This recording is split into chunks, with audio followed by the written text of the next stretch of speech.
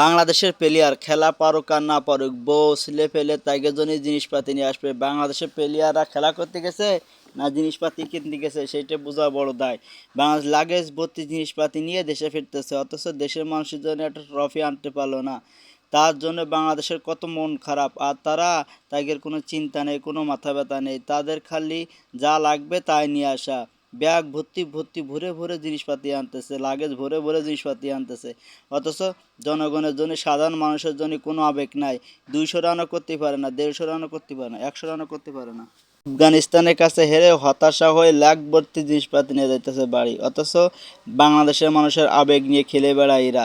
এদেরকে কিছু বলাও যাবে না, এদেরকে কিছু বললেও সমস্যা। হায় রে, এ আছে বাংলাদেশের মানুষের, বাংলাদেশের মায়া দেওয়া বোঝে না। লাগেজ ভর্তি জিনিসপাতি নিয়ে যাবে দেশে, তাদের আছে মনের ইচ্ছা আছে এইটাই, মনে হয় সফরে আছে, ঘুরতে আইছে, লাগেজ লাগেজ ভরে ভরে জিনিসপাতি নিয়ে গেছে। তার কারণে তো ভালো কাজ করেছে, কিছু কিছু জনগণ মারে না কেন এদেরকে?